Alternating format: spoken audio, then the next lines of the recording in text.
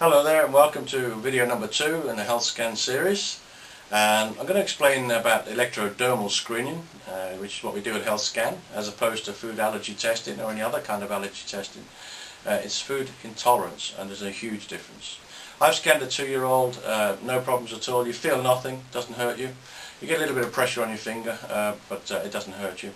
In this way I've scanned about 10,000 people and cured over 50 different health problems, as you'll have seen from video number 1.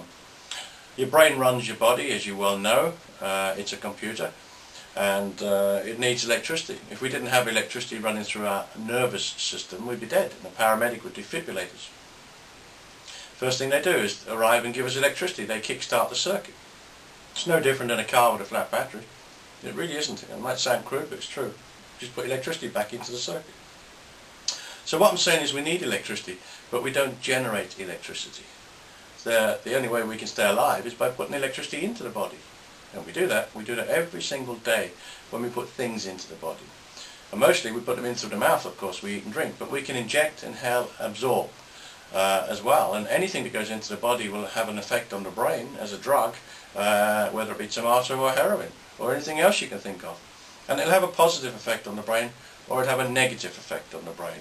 In other words, it'll cause that computer in your head not to work properly. It'll give it problems. And when you give your brain problems, it gives you problems. As an example of electricity coming from food, because that's how we stay alive, we put food in, we carry electricity into the body through the food. But then again, it's carried in through everything, whether it be medicine from your doctor or anything else you can think of. Everything is a carrier of electricity into the body. And that's how we stay alive. If we don't put things into the body, we run flat like a battery in a month or two. We run out of electricity, we're dead. It's as simple as that. But what's happening to everybody on the planet, and I do mean everybody, there's no exception to this, the brain is intolerant to some of the signals from some of the foods. Tomato, for example, would send a different signal to the brain than an apple, and a cucumber would send a different signal again, because they're different chemicals, and those signals are what I'm testing.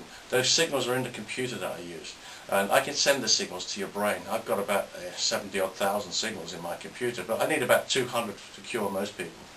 And I sit you in a chair for about an hour, hour and a half. We run through about 200 items, mostly foods. And we identify the resistance of your brain to those signals. It doesn't hurt, as I say. I just put a probe on your finger. I'll just show you what I do.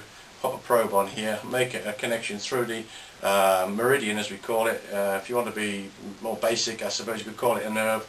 But it's a wire that goes to your brain. And in that way I can connect the computer in your head to the computer at health scan. And I can send signals backwards and forwards. You feel absolutely nothing apart from a tiny little bit of pressure on your finger. You don't puncture the skin, and you put pressure on the skin. And in the other hand you'll be holding a probe, a brass probe. Again, you feel absolutely nothing. Nothing at all. But after about an hour or so of running the test, we can usually find about 200 items or so is enough. We might find 2 or 3 things, we might find more, half a dozen, we might find 10. Every brain's different. Things that don't suit your brain, those signals. Your taste buds in your stomach obviously love the items, you wouldn't be eating them. But they don't run your body, your brain runs your body. So stop giving your brain a problem, it stops giving you a problem. If you give any computer wrong signals, wrong electrical signals, it sends out wrong signals. And that's what's happening to the one in your head, and that's why you're getting the eczemas, the asthmas, the depression, the ME, the arthritis, and all sorts of things. Things we're going to go into in more detail in the following videos. Let me just show you something here. Hold on. This is evidence here of electricity coming out of food.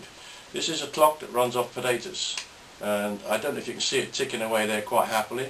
I'll just try and angle it a little bit, but it'll tick away for a couple of weeks on those 2 potatoes until they run out of electricity. It's as simple as that. It's the electricity from the food that runs the brain, and that's how we get electricity into the body.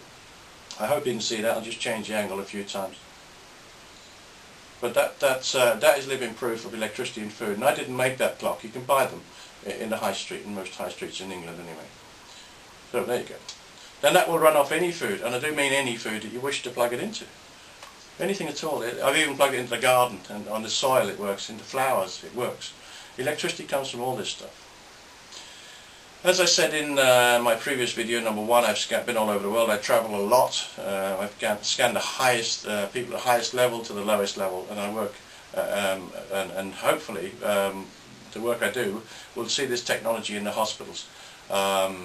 sooner rather than later. Obviously the drug companies would prefer, I guess they would prefer that it didn't happen, because they'd rather sell you pills and potions and lotions and stuff. But you know, once the people out there like yourselves get to know about this technology, you'll start to demand it more and more from your politicians, and if they're not prepared to put it into the hospitals, then don't vote for them. It's as simple as that.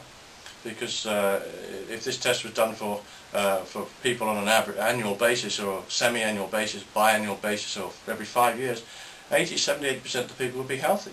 It's as simple as that. Because it works, and it works very, very well. We need good doctors, don't get me wrong, I'm not anti-doctor, and when you read my book you'll see that. What I am is anti-waste of money and anti-medication that doesn't work. Anyway, we're running short on time at the moment, so do check out my website, healthscan.co.uk, and don't forget to email me if there's anything you want to know, and don't forget to keep an eye on these videos, because there's going to be an awful lot of them coming at you. Okay, all the very best now. Bye bye.